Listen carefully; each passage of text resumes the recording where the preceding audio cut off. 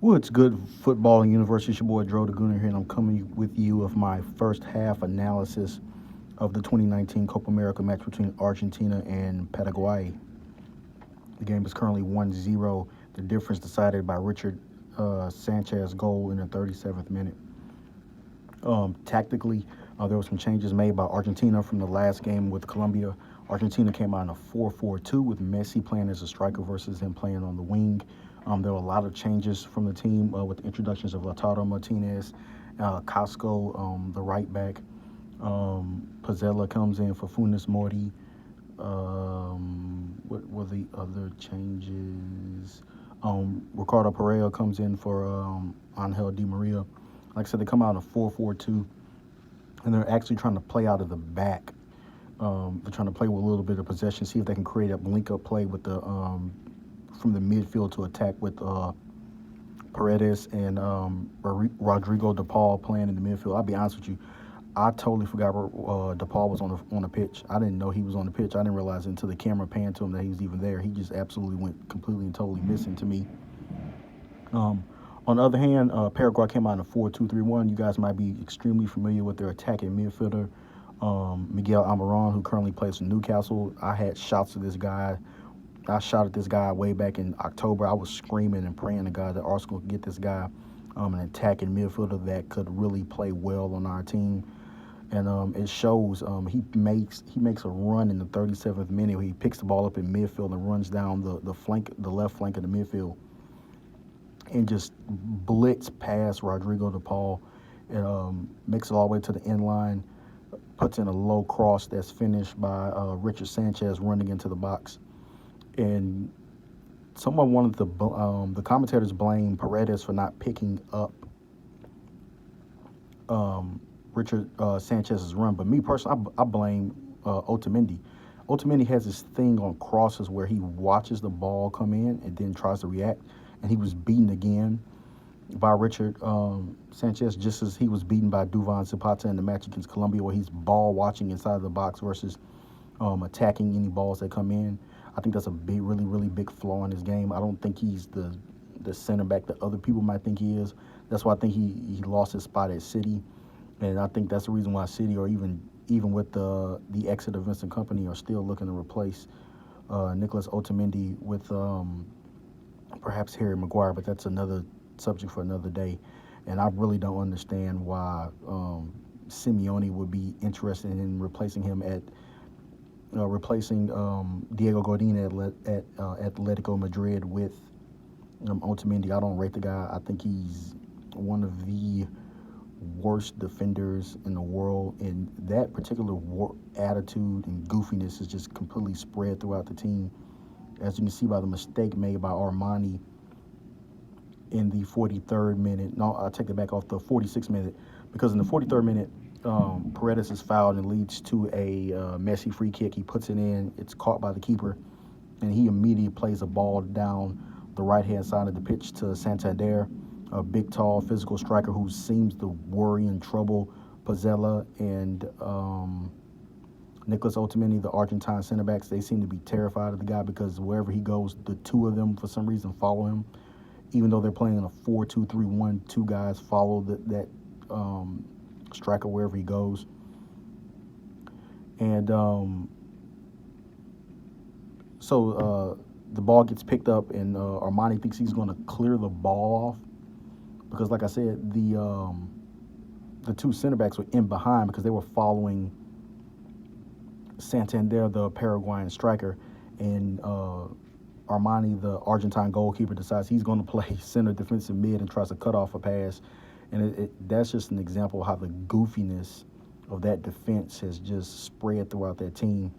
The only positive note, and it's like a 0.5, a half, maybe a quarter of a positive note from the first half and watching Argentina play, is that it seems like Lautaro Martinez and Ricardo Pereira, they're actually trying stuff, man. They're trying to link up on their own. They're not looking for Messi. They're not doing the Paredes and DePaul game of stop, hold the ball, where's Messi, pass the ball to Messi, stand there, don't make a run.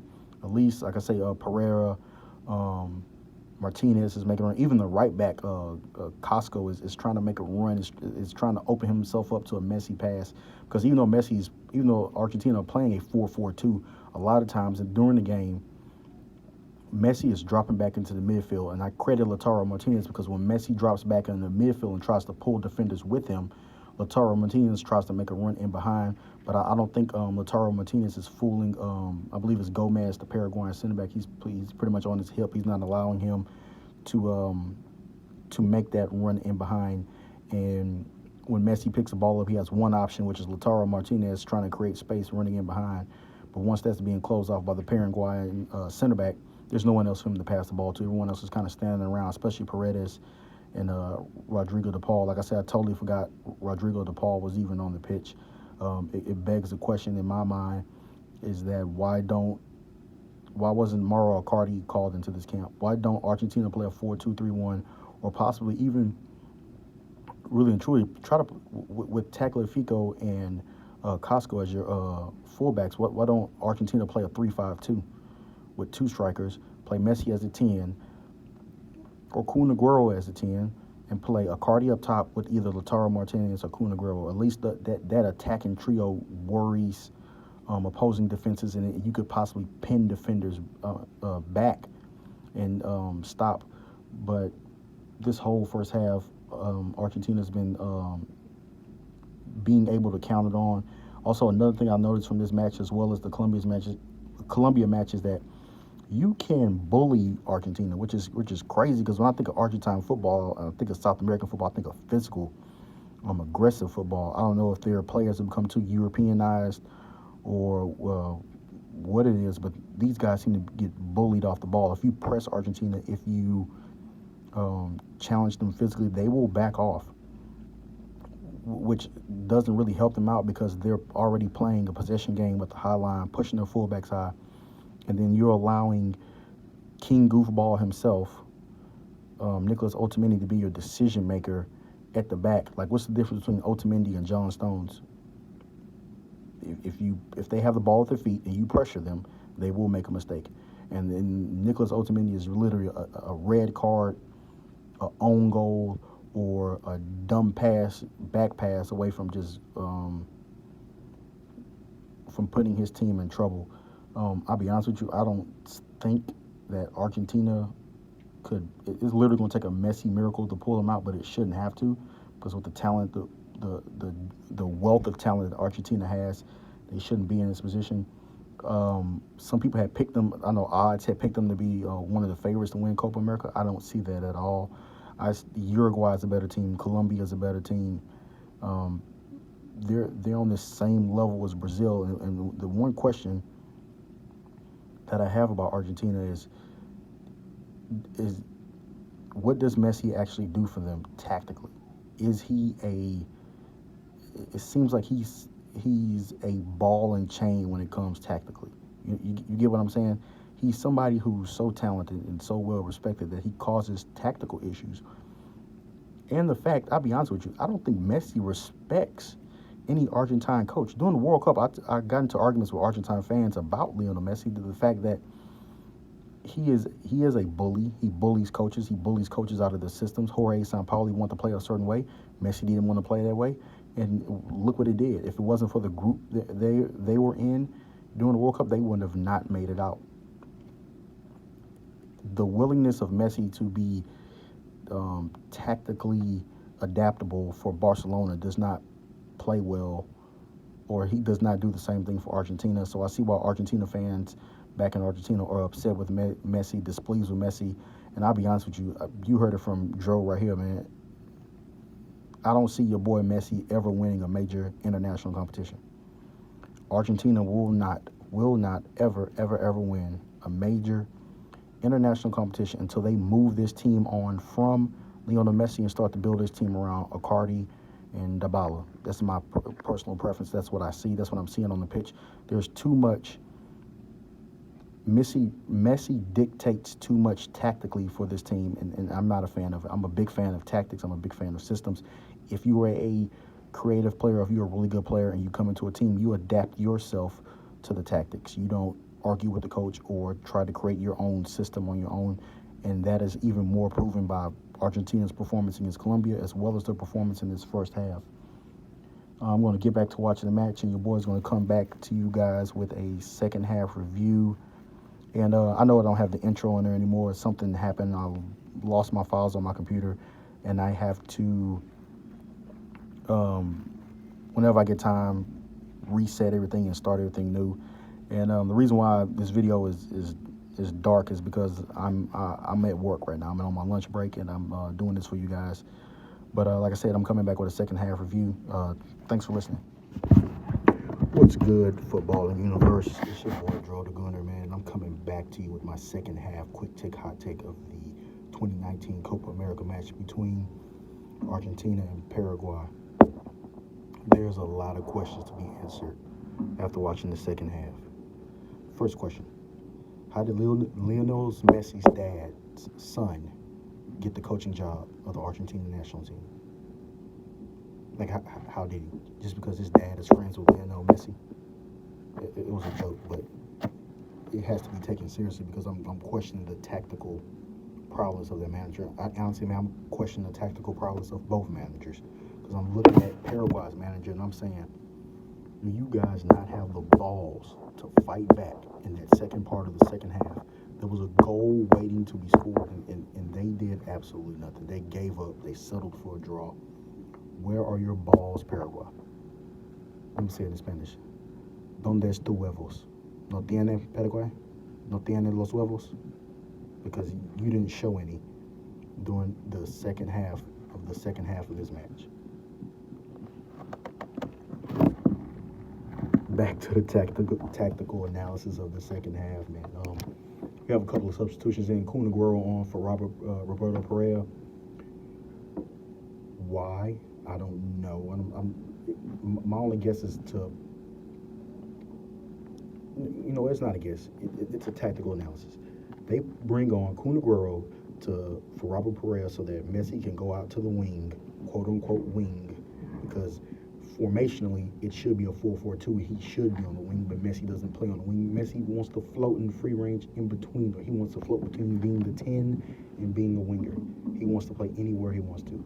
And that issue, like I told you guys in the first half, like I told you guys before about Lionel Messi, he is counterproductive to any tactical preparation that any Argentine national team does. I don't get it why he does it for Barcelona.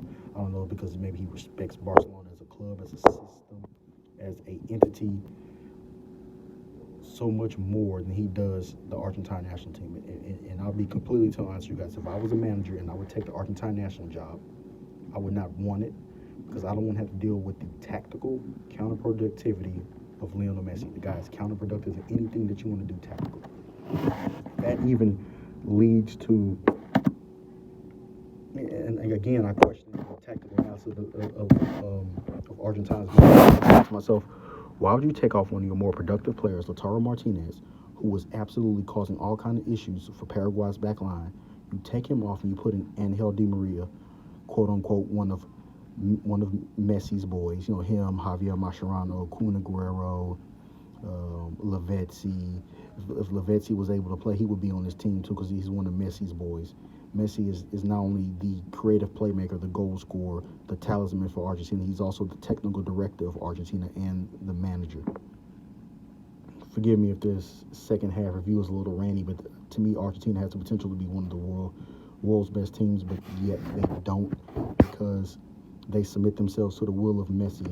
And today, in this match, again, he has caused a hindrance to this team. And I told you guys it was going to take a miracle of Messi, and that's exactly what happened. There was a penalty for a handball that was called back by VAR. I fucking hate VAR. VAR is the worst thing that ever happened to world football. It is the worst thing that ever happened to world football because of the way it's used and how it's being used and the lack of a replay. The fact that we're going to take a imperfect game and try to judge it with the microscope of instant replay, to me, does not suit well for football. And I'm really not a fan of VAR. It should be used on certain instances in certain situations, not to look at every single movement of the ball, because once the ball leaves your foot, It's up to the will of basically God to where he goes. So again, um, uh, the penalty is awarded by VAR. Messi takes it. He scores. Argentina actually come out in the beginning of the first half in somewhat of a press, but it can't be a full team press because Messi won't track back to press defensively. He's going to stick to one of the wings and basically stand there until the ball gets turned over, and then he'll either come short to receive the ball or he will go central to receive the ball. He won't make a run in behind. He won't do any of that because every single scoring opportunity to play has to go through Messi, and it's kind of hard to do an analysis. It's really hard to do an analysis when I'm feeling this way because um, it's hard to get into the tactical details. One thing I can say about Paraguay, Miguel Almiron is a world-class player, man. He's playing by himself. If Paraguay had any other kind of skilled attacker, Paraguay could have won this game 2-3. Also told you guys in the first half that Captain Screw Up himself, Nicholas Otamendi, would do it again. What I told you guys. I say he's a red card waiting to happen. He's a bad pass waiting to happen. He's a goal giveaway waiting to happen. And what did he do? He gives away a penalty. When was that? When was that penalty? When was that penalty? 58 minute, guys. I'm sorry. There was a take it back. 61st minute. Ultimately gives away a penalty. He is perhaps the worst defender I've ever seen, and I have no idea why he's playing for Manchester City. I have no idea why Diego Simeone wants to bring him to Atletico Madrid. When you think about Atletico Madrid, you think of physical, discipline, hard-nosed defending, and you're going to replace one of the best international defenders in Diego Godin with Nicholas Otamendi. It would be the worst purchase that Atletico Madrid ever made, and they will see the downfall of their team if they go out and sign and start Nicholas Otamendi. You heard it here first. That if Nicholas Otamendi goes to Atletico Madrid will finish 4th or 5th and will be eliminated from all cup competitions because he will do something to give away a goal. That's it. That's what he does. The same issue I have with Otamendi is the same issue I have with Mustafi at Arsenal, and that it's the ball watching. It's watching things develop in front of you instead of being proactive and trying to eliminate that, or being tactically disciplined and staying with your man to prevent passes coming in. He allows things to happen and then tries to overreact to them, and it leads to nothing good. I've never seen a guy clear the ball off the line. I've never seen him make a sliding tackle or intercept the pass. Like I say, again, he gives away the penalty. The penalty is missed. It is saved by Armani, the Argentine goalkeeper. If you guys watch the Copa Libertadores final between River Plate and Boca Juniors, he was the goalkeeper for River Plate. Like I said, man, I feel bad for Miguel Almiron because he worked his ass off in this game, played his ass off. His teammates couldn't produce, and like I said, I questioned their coach as well because in the latter half of the second half, these guys aren't even, they're intercepting passes, they're stealing the ball, but they're literally dumping it into the corners versus trying to counterattack. They were suspect to the counterattack. They had both their fullbacks, Casco and Tagliafico, pushed incredibly high.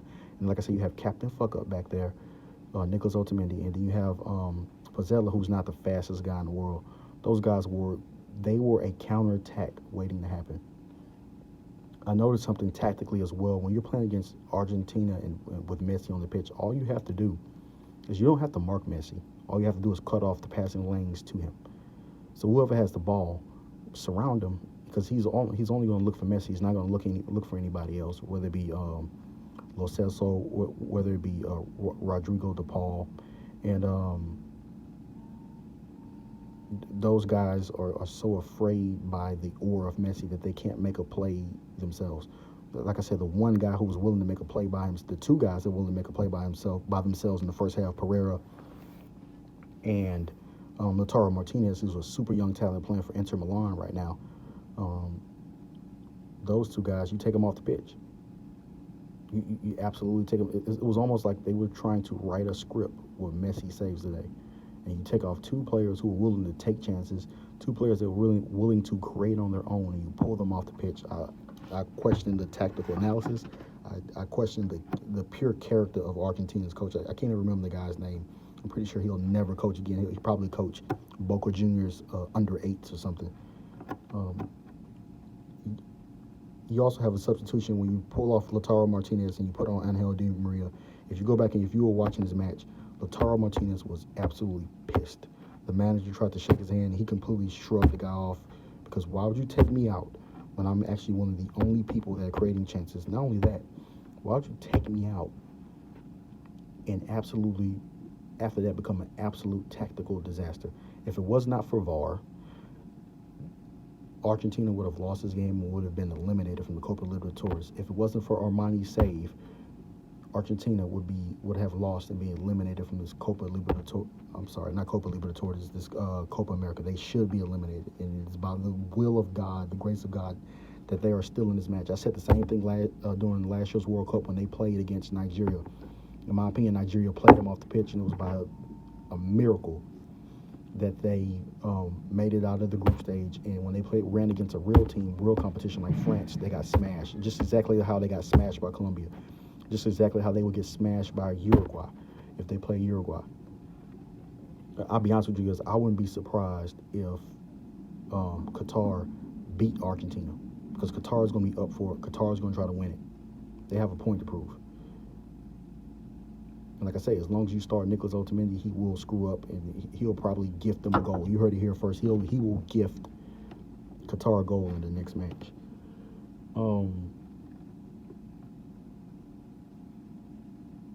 Before the substitutions, you could clearly tell that Argentina were playing a 4-4-2.